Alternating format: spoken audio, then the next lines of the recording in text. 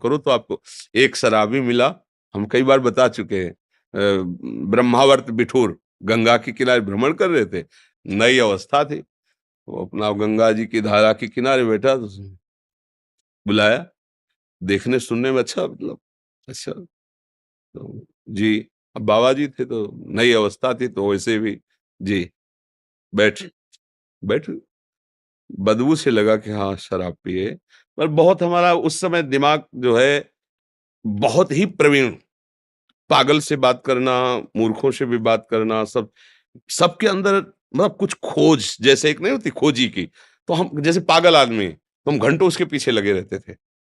मतलब एक दिमाग में खोज चालू थी, क्या है? क्यों हुआ है पागल? इसका क्या? ये ऐसा क्यों बोल रहा है? ऐसा क्यों? मतलब इतने प्रश्न दिमाग में उठते कि उसको समाधान करके फिर बैठ गए उसके पास, बिल्कुल जैसे मित्रवत। कहा बाबा जी बोले? कहा जी। कब से बोले? वो काफ़ी वर्ष हो गए, 11 साल के थे तब घर से निकल पड़े। आओ हमारे साथ आओ।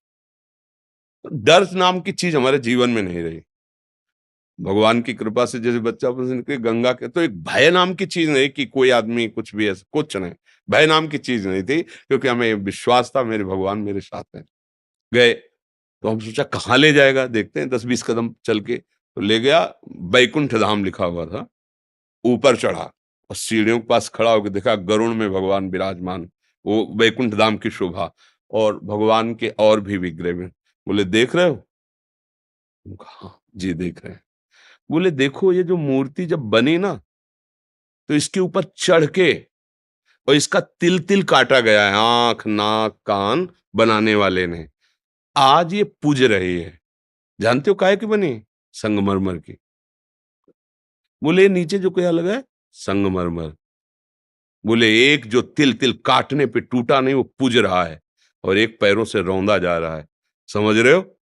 काटने से भी टूटना नहीं चाहिए, वही पूजता है। हमने प्रणाम किया था, जैसे संत को प्रणाम किया जाता है ना, तो इस शराबी को प्रणाम किया कि भगवान आप इस रूप में शिक्षा। बोले जिंदगी में कभी टूटना नहीं। वो शराब पिए हुए था। अगर हमारी भगवत भावना, तो हमें क्या उपदेश कर रहा है?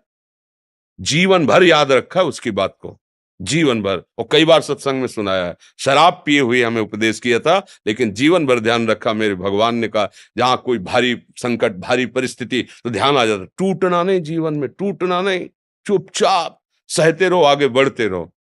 भैया कहीं कोई गड़बड़ नहीं है, हमारा भाव गड़बड़ है।